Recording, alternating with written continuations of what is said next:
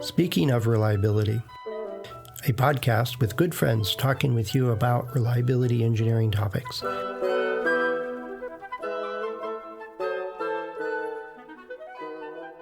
Welcome to Speaking of Reliability. This is Fred Schenkelberg. And this is Dianna. Hi, Dianna. Hi, Fred. Hey, out here, and I know it varies roughly in the countries and stuff, is that all of our my neighbors that are teachers are all smiling once again. The school year has ended. They can take a deep breath before they do whatever they do for the summer. But it reminded me of like one of the best teachers I ever had, and I was thinking about it, and we were sitting down at the park. There's a handful of us chatting from the neighborhood, and it started with, well, as a teacher, what makes a successful year for you? And then the stories turned around to, well, what was your most memorable teacher? Which isn't necessarily related, but it sure seems to be.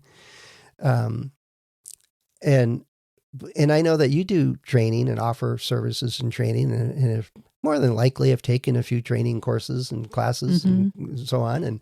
And so, going to high school, we're all experts in education. So as I get reminded all the time by the high school teachers, that's... Yeah, they probably do get that a lot, don't they? Well, I went to high school. I know what your job's about. That's right. Yeah. I have no idea. But the notion is that I'm teaching a class now at a college level. And one of the things that I don't know if it's a pet peeve of mine or just irritates me, is that some of the students, not all, but every now and then, every year, I get one or two students that are basically still in high school. What's on the test? How do I get a grade? Kind of, how do I find the right answer so that I can memorize it and then spit it back out at you at the test? And come on, guys, that's not the point. And somebody did ask me in a conversation, it was another consultant, is thinking about going back to school. And it was, do the grades matter in graduate school? Like, well, if your company's paying for it and they won't pay you if you don't get a B or better, well, then it matters, because then it's out of your pocket. Yeah, right. But if you went to the class and got an A but didn't learn anything, that's also less than useful. So the basic concept I'm wrestling with is as an instructor or as a teacher or somebody who's trying to help other folks, is how do you make it stick? How do you make training so that it actually transfers that knowledge so that they can go use it and make a difference in the world, as opposed to graduate with some degree, a piece of paper. Mm-hmm. So what do you do for you said you're teaching a college class? Mm-hmm. Yep. Yeah. What do you do for your class? Apparently it irritates some people, because it's the context of the structure of the class is there is no right answer. So for example, what should the goal, let's say you're making a new widget, and what's the reliability goal for that product? Yeah, it's 90% confidence, 80% reliability. Come on, Fred. No, there's no right answer, right? No, we could say 98%. We could say 92%. We could say it's a 5-year product or it's a 20-year product or whatever. Some of it is dictated by market. Some of it's dictated by technology. Some of it's dictated by what we think is profitable. And every single circumstance is different. And so it's not that you have the 4 elements and there's an answer. It's that you understand that it is in context. That's the thing I'm trying to teach all the way through the course, is that I want you to learn the sequence of questions to ask, to think through, so that you can answer this in an infinite number of ways. That is the appropriate answer for your situation. And I can't teach that like a math class. Here's the formula, here's the No. derivation of it. If you have an answer that's underlined twice with the right numbers on it, then you get full credit. No, because the numbers really don't matter. Not for, you know. And so I, and some students really appreciate it because they go, I have to really understand this in order to address these different questions you're posing. And so for some students, they pick it up real well. And I'm still in touch with a good number of them that are using these techniques and concepts I'm teaching. And even got a call or an email yesterday from a student from last year saying, I can't find the video. I'm still a student in campus, but I'm working full time. I'd really like to review this one episode, one segment of your lectures, because I don't think I quite got it right. I want to see it again. And once they exit the course, then the material's not available to the students anymore. And so I sent them a copy of it. But that's a year ago. And I've had other people call back, 4 or 5 years after the fact, looking for more content, more info, more advice. So for some people, it sticks. But for some people, they just survived, got their grade, and moved on. And I see that when we were talking about that in the park with these teachers, that, some students really want to learn and they get it and they understand it and they apply it and you can see it develop and take shape. And others they're just marking time. But in high school, and I suggested to them in high school, they're all captive, right? They're required to be there by law or parents or expectations. But in industrial training or graduate level training, sometimes you're a prisoner. You have to go do the safety training, the HR required training and all these other things. But there's still students in those situations that actually want to learn something and actually take away stuff. They take away the concepts. So that's the basic dilemma: is who's responsible for actually learning? And I don't think there's a clean answer for that. Yeah. Well, the student does need to put in the work. But then there's also, it doesn't have to be a chore either, depending on how it's taught. Mm-hmm. So I just recently went through a couple coaching programs because I coach other people. So I figured, well, I could improve these aspects of what I do. So I should be willing to get a coach. And I did. Good for you. And thanks. And they had their systems, and I went through, their online courses and listened and took notes and did the exercises, and that was fine. But then I got an opportunity to sit in the hot seat and actually practice what it is that they were teaching. Mm-hmm. And on paper and in the worksheets, I got it. It's like, oh yeah, I get that. That's fine. I understand that. But then when I was in the hot seat and I was given a chance to execute on what it is I learned, it was totally different. It was, imagine that. It was just really challenging. And I was like, I was working really hard. And thankfully she said, you did a pretty good job, but here's some things where you could improve. Mm-hmm. So her as a coach, she gave me the information that I needed, but then just being able to execute on it is just a different perspective. And that's, for me, that's what helps things stick for me. Mm-hmm. So I would probably really appreciate the courses that you teach because you're making them execute on what you're telling them that they need to do, and they have to think about it and put themselves into it in order to come out with something that would be acceptable, because there wasn't a right or wrong answer for that. Mm-hmm. Mm-hmm. So having a coach or a teacher that puts you in those situations for learning, I think, is really helpful to make things stick. Now, the hot seat, that wasn't you working with one of your clients. Was that in a safe environment where you really could make mistakes, but you wanted to do well? Well, it was sort of a combination. She recorded it to show to students later, other students later.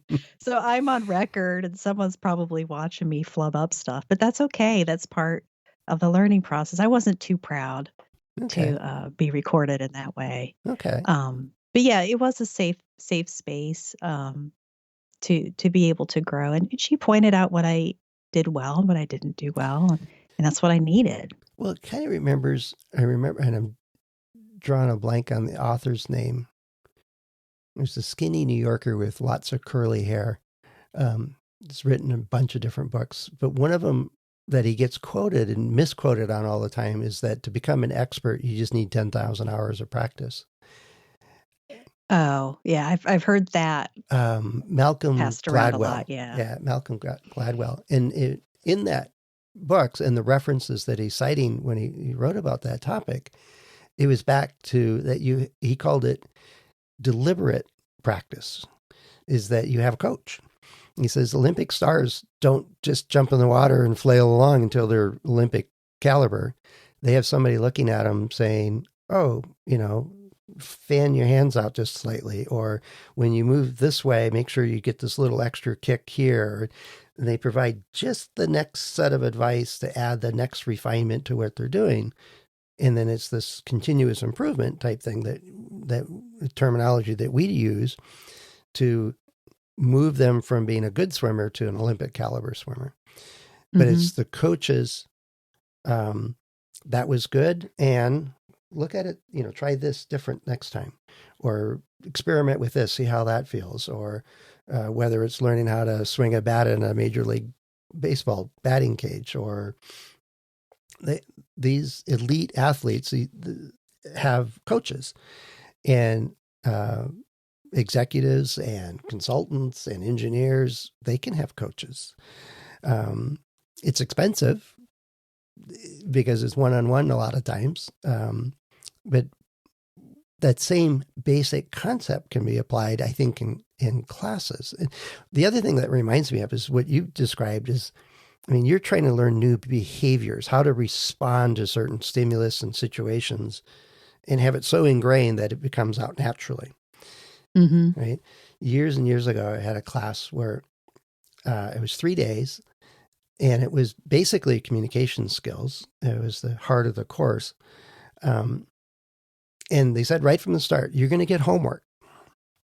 You have to pick one or more of these skills that we're showing you, demonstrating, and we're discussing, and you need to go deliberately practice it.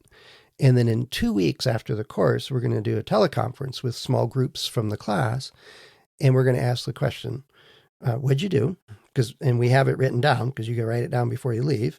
And so how did it go? Did you try it? And how did it go? And if you didn't try it, well, we're talking again in 2 more weeks. Then they did 3 sessions like that, 2 weeks apart. And they said, if you haven't tried it, why not? Do you not understand it? Or you need to change something different? Whatever. Let us help you get started. If you tried it and it didn't work, well, let's troubleshoot that and figure out what you could try different, or how would you adjust, or maybe you're missing a piece of information or whatever. We'll help you get it on. And if it worked, that's, congratulations. How can you reinforce that? And it was, the conference calls were 3 hours, 1 hour every 2 weeks after the course. And those 3 1-hour meetings were the most valuable ever. It was sort of like what your coach did, putting you on the hot spot and then giving you meaningful feedback to sort it out. And then even if you're watching somebody else going through it, just as a sense of encouragement for other people, the other people that are there to learn are there to learn, and they're learning from you too. Yep. So you shouldn't be embarrassed about making a mistake, or, don't feel like because you tried and you could have done it better a different way. It's not that you're foolish. You don't have to be perfect. You're learning it. And the other people are learning from you. So they're not judging your performance or anything. Well, some of them are. And but silently. Yeah, hopefully. Yeah. You can pretend that nobody's judging you and just go There you go. There you just go. go for it. Good recovery.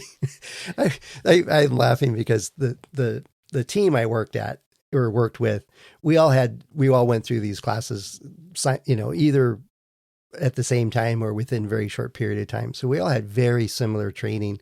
And one of the skills is that if you're presenting, you're standing in front of the group and you're presenting something, and something gets messed up.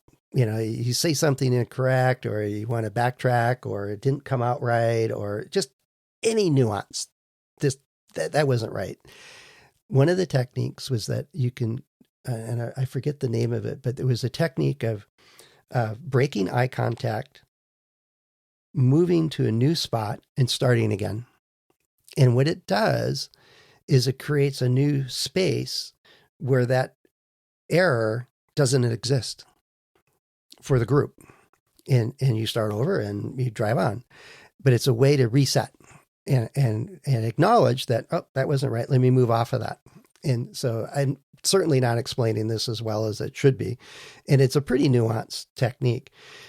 So anyway, Bill was up presenting something, and he did something that we knew from the courses and all the training we had, was just, that wasn't consistent. It was where what he was talking about and his body language and what was on the slides were all over the map. They weren't consistent at all. And we all looked at it, and he realized what we were all looking at. And he goes, a break. I'll think of the name of it. Anyway, so he did this body language technique of to step away from that mistake. And so it's not on that person anymore. That's over there where he used to be standing. Mm. That's that third person over there. They made that mistake. I'm not that person anymore. I'm over here. So he did that. And then we all knew exactly what he did, because we all been through the same exact training, and we all started laughing.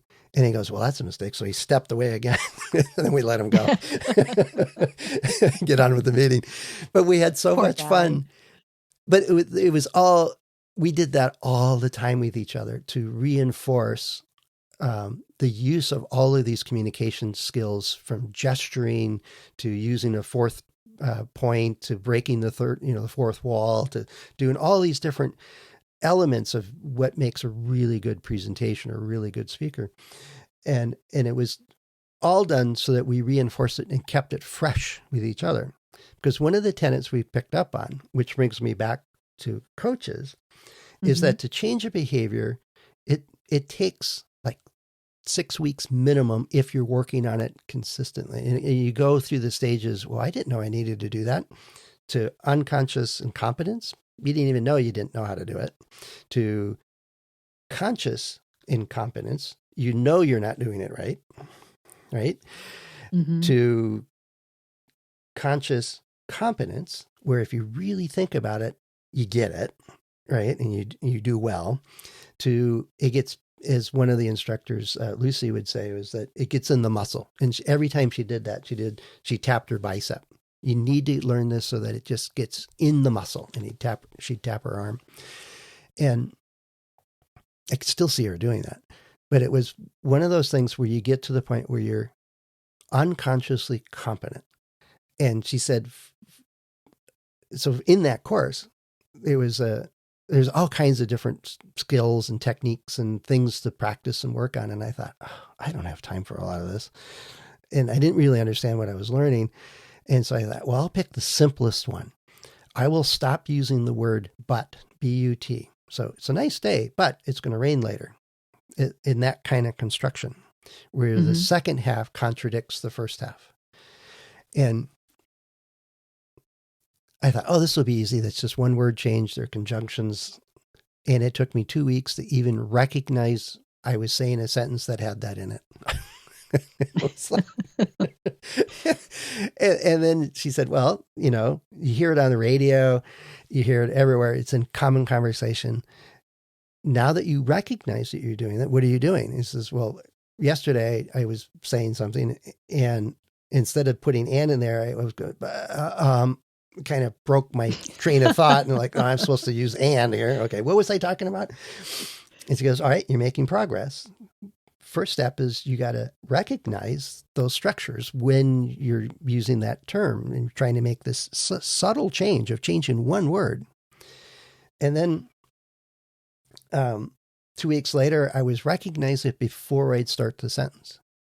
And I could say it, but I was very conscious of it. And then the third time is this, I'm starting to get it. And then Lucy said, it will take constant reminders and refreshers. So put it in your calendar every 6 months. Remember to practice consciously. Take it out of the unconscious and move it back to conscious competence and reinforce that skill until it's just absolutely natural. And that may take years. Oh, geez. And there's only 38 other skills you told us we should master. That was one. That was one, which I thought would be the easy one. But I think part of that process, and the more I've read about how people learn over the years, is that it really does take time to learn, especially behaviors, stuff that are so ingrained to our cultural and background and how we go about doing stuff. It's easy to learn math compared to changing your vocabulary in certain contexts. And not even just behaviors, but, kind of taking it back to what you're teaching in your college course and some of these reliability methods and quality methods, that it's not just behaviors, but a way of thinking too, Mm-hmm. that just, you have to practice it and be mindful of it and have that conscious awareness that, hey, I don't know this as well as I should, and just being aware of it and then practicing it. Those things take practice too. Yep. And just practice and implementing them. Yeah. No, I do remember these communication skills and stuff. My wife would every now and then look at me and go, "You're practicing one of those things, aren't you?" On me. do you get a certain look on your face when you're practicing? Oh no, because I'm stumbling through it, or I'm bumbling along, or she goes, "You don't normally talk like that," and with the coach, it was when she doesn't recognize what you're doing, then you're natural at it. And it's the same with an audience. If somebody's forcing gestures, it's very awkward the way they gesture. And it might be because they're trying to get better at it. And so they're consciously incompetent and they're going, oh, and over here, and they swing their arm out, you can see it. This isn't part of the whole persona of this person. This isn't a natural gesture. It's okay. They're learning, and give them positive feedback to say, hey, I saw you working on that.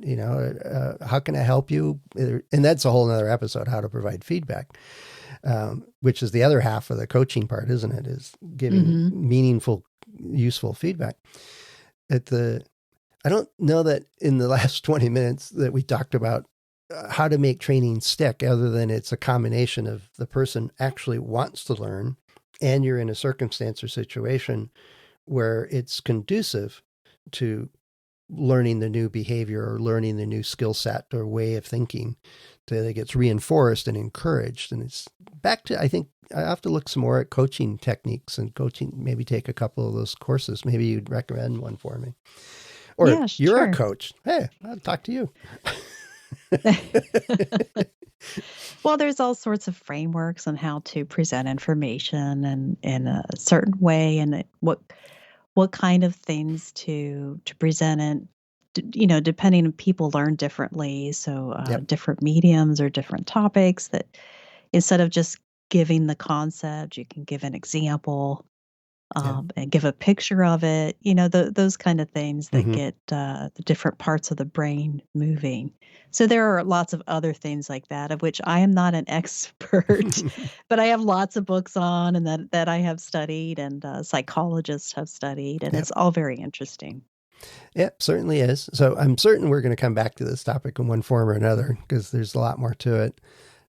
If you're listening to this and had your favorite instructor or teacher at one point or another, what's made them stand apart from all the other people you've learned from over the years? And what about it help you keep the knowledge they transferred to you, and what makes a difference for you.